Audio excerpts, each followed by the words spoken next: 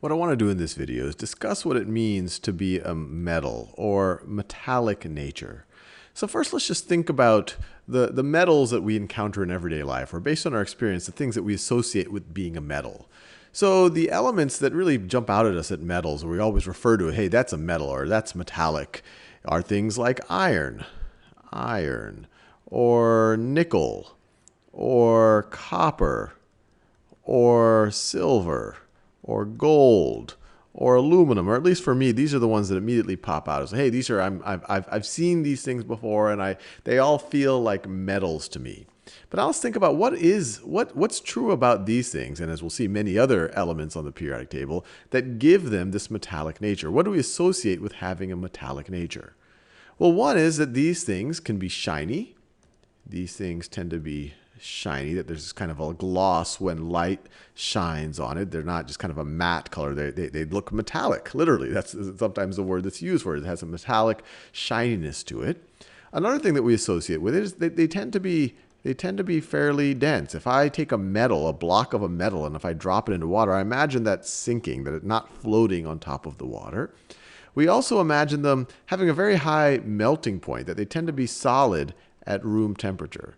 Solid at room temperature. And as we'll see, this is true of all metals except for one of them, which is mercury, which is shiny, but at room temperature, as you might be familiar, is in its liquid form.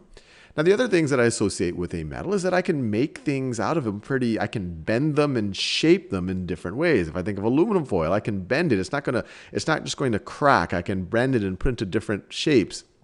Even things like iron, it might take a lot of pressure to do it, but they're bendable, they're malleable. And definitely, things like gold and silver and copper, you can actually mold into different types of jewelry. If you put pressure on it, it's more likely to bend than crack and just kind of shear off. So let's put malleability. They're malleable. Malleable. And then the other thing that I associate with metals is that they conduct electricity well. Conduct electricity. A place that you'll see metal in your life is if you open up your electronics, you'll see wires that might be made out of copper, or you might have components that are made out of other metals like gold or silver or whatever else. So given that these are some of the properties that we associate with metals, let's think about what's happening at the atomic level to give these elements these properties. The way I think about it, let's just go with copper for a second. Let's just imagine a block of copper at the atomic level.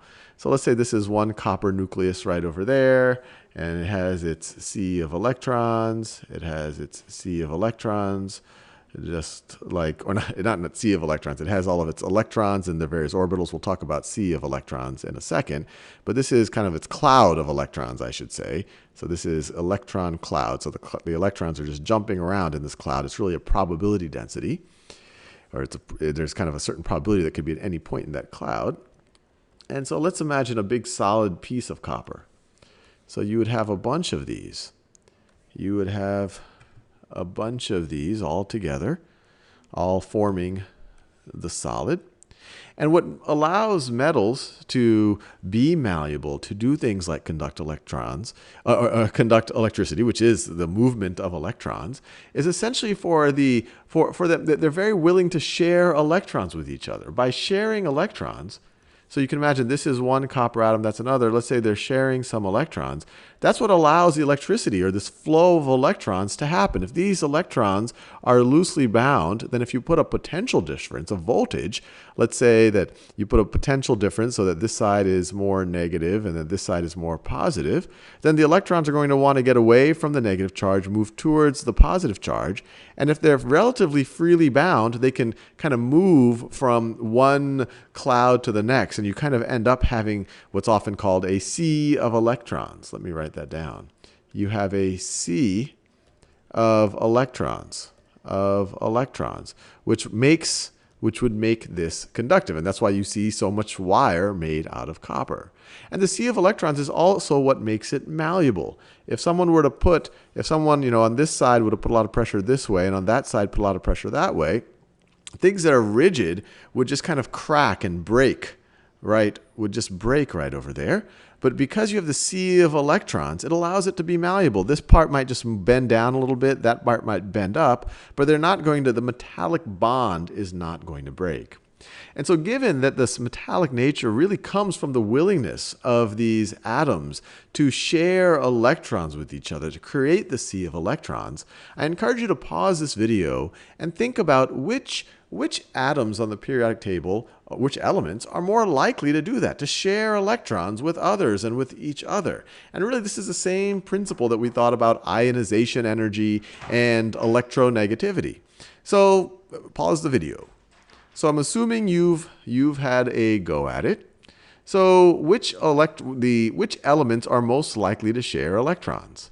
Well, we've already seen that if we're on the left side of the periodic table of elements, group 1, for example, they only have one valence electron. It would be very hard for them to get enough electrons to complete that outer shell. And if they get rid of that one valence electron, they can go to a more stable state. So they really want to give away electrons.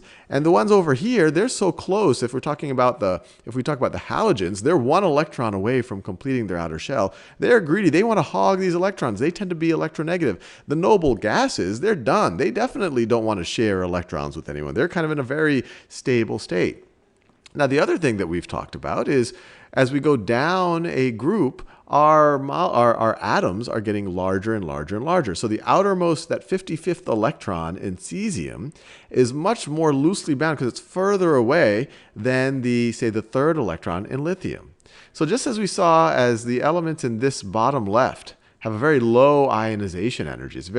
It doesn't take much energy to remove an electron from them. These are the ones that are most likely to share electrons, and these actually have the highest metallic nature. So high metallic nature. And the ones on the top right, these are going to be the opposite. They're very unlikely to share electrons. They're very electronegative. They have a very high ionization energy. They have a low metallic nature. So I can imagine some things are popping into your brain at this point. You know, we started thinking of the elements that in our everyday life we associate with metals. But what I'm saying is that these things over here have an even higher metallic nature. But what about something like calcium? You know, every day when when a lot of people imagine calcium, they think of kind of a white chalky substance, very rigid, not very malleable, not very good, not very shiny, not very good at conducting electricity. I mean, based on what I just told you, this would have a higher metallic nature than something like aluminum. What you have to remind yourself is that what you see is not actually pure calcium. That kind of chalky thing, that's calcium carbonate. Pure calcium, actually, this is actually a picture of pure calcium. And it is shiny. It does have these metallic properties.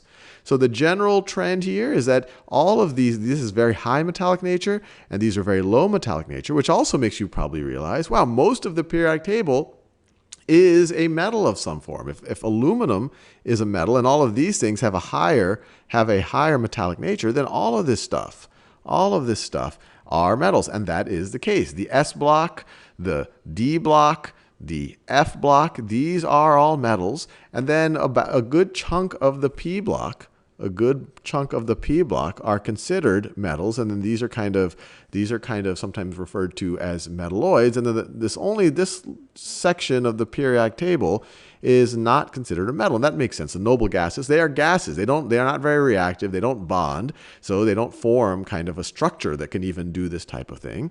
And these other ones over here, even carbon, when it formed a lattice, it does not conduct electricity well. It's not so it tends to not be so malleable. If you think about something like a diamond, or if you think about, well, a diamond might be the best example of that. So anyway, hopefully this gives you a sense of metallic nature and the trends in the periodic table. High metallic nature, and as you go to the top right, lower and lower metallic